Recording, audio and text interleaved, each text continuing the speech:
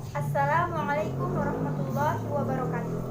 Kami dari kelompok 7 akan memberikan sedikit penjelasan mengenai menghitung nilai distribusi normal untuk aplikasi sains, teknologi, dan industri serta dalam survei pengukuran. Sebelum kita lebih lanjut membahas tentang materi ini, maka kita harus mengetahui dan memahami apa sebenarnya distribusi normal. Distribusi normal merupakan suatu alat statistik atau salah satu alat statistik yang sangat penting untuk menaksir dan meramalkan peristiwa-peristiwa yang lebih luas. Distribusi normal memiliki fungsi identitas atau rumus dasarnya. Fungsi identitas distribusi normal bisa dilihat seperti di gambar. Seperti inilah fungsi dasar atau rumus dasar dari distribusi normal. Ketika kita telah melihat fungsi dasarnya atau rumus dasarnya, tentu kita berpikir bahwa menghitung nilai distribusi normal itu sangatlah sulit. Oleh karena itu, tidak banyak orang yang menggunakan fungsi identitas ini. Orang lebih banyak menggunakan distribusi normal baku. Kurva distribusi normal baku ini sebenarnya sama dengan distribusi normal umum. Hanya saja, kurva distribusi normal baku diperoleh dari distribusi normal umum dengan cara transformasi nilai X menjadi nilai Z. Untuk mentransformasi nilai X menjadi nilai Z, kita menggunakan rumus. Rumusnya seperti yang dilihat pada gambar. Jika digambarkan dalam bentuk kurva, maka nilai distribusi normal ini akan berbentuk seperti lonceng atau biasa disebut dengan kurva lonceng. Bisa dilihat gambarnya, gambar kurvanya seperti pada gambar. Kurva distribusi normal baku ini lebih sederhana dibanding kurva normal umum. Pada kurva distribusi normal baku, nilai rata-rata sama dengan 0 dan nilai simpangan bakunya sama dengan 1, sehingga terlihat lebih sederhana. Namun, sifat-sifatnya persis sama dengan sifat-sifat distribusi normal umum. Kemudian, untuk mempermudah kita dalam menghitungnya, para ahli statistika telah menyusun tabel distribusi normal baku. Tabel distribusi normal baku ini disebut juga dengan tabel Z, dan nilai rata-rata harus diketahui terlebih dahulu. Nilai rata-rata dan simpangan bakunya harus diketahui terlebih dahulu. Seperti inilah contoh tabel Z, bisa dilihat. Nah, bagaimana cara menggunakan tabel Z? Maka di sini ada contoh.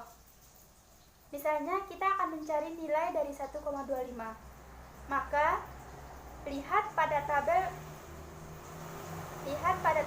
kemudian carilah angka 1,2 pada kolom paling kiri. Setelah menemukan angka 0,2, maka carilah angka 0,05 pada baris paling atas. Setelah itu, cari titik pertemuan dari dua kolom dan baris tersebut. Maka untuk titik 1,25 ditemukan nilai 0,8944. Selanjutnya kita beralih ke contoh kasus yang menggunakan rumus Z. Misalnya rata-rata produktivitas di Aceh tahun 2009 adalah 6 ton per hektar dengan simpangan baku 0,9 ton. Jika luas sawah di Aceh 100.000 hektar dan produktivitas padi berdistribusi normal, maka tentukan berapa luas sawah yang produktivitasnya lebih dari 8 ton.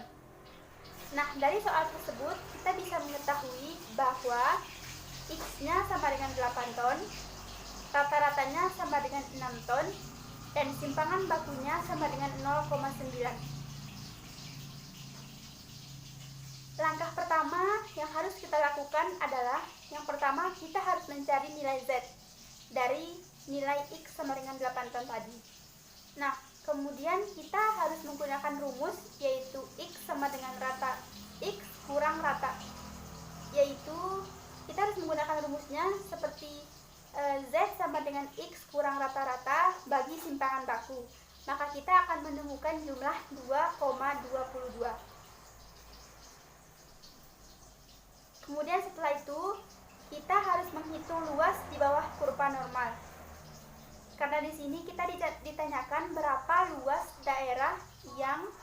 menghasilkan panen 8 ton. Maka kita harus menghitung luas di bawah kurva normal pada titik Z sama dengan X kurang rata-rata bagi simpangan baku. Maka kita akan menemukan jumlah 2,22. Kemudian setelah itu, kita harus menghitung luas di bawah kurva normal. Karena di sini kita ditanyakan berapa luas daerah yang menghasilkan panen 8 ton.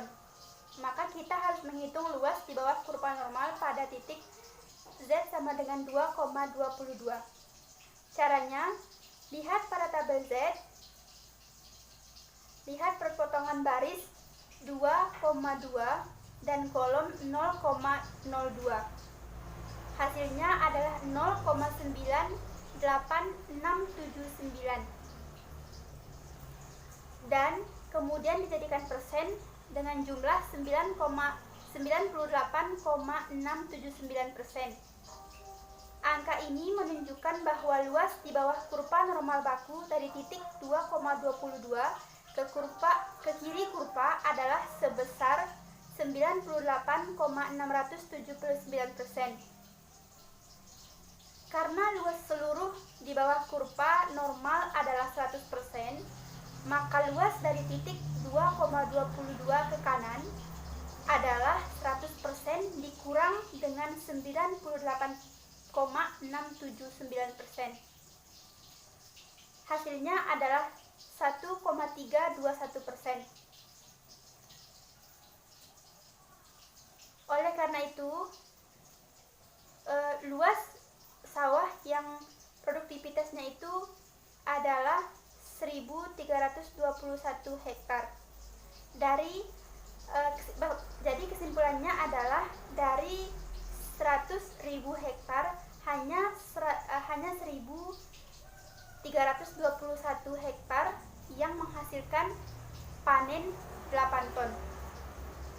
Di sini bisa dilihat kurvanya. Bagian yang diarsir hitam itu adalah area yang menghasilkan panen sebesar 8 ton.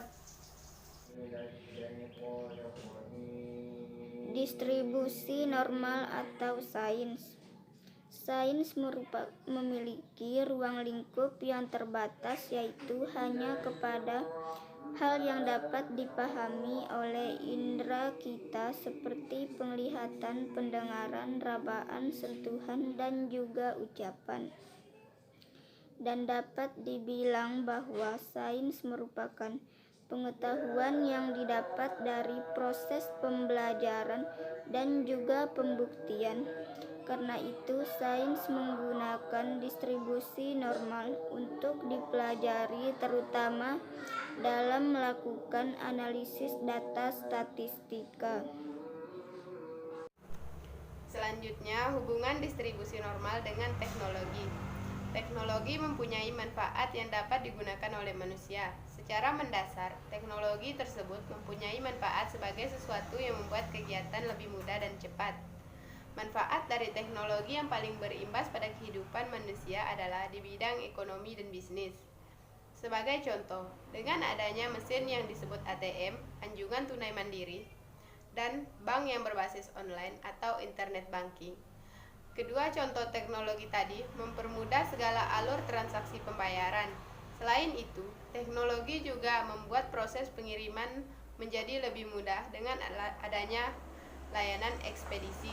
Ilmu pengetahuan sains dan teknologi yang digunakan sebagai acuan untuk menginterpretasikan dan memahami lingkungan beserta isinya, serta digunakan sebagai alat untuk mengeksploitasi, mengolah, dan memanfaatkan pemenuhan kebutuhan manusia.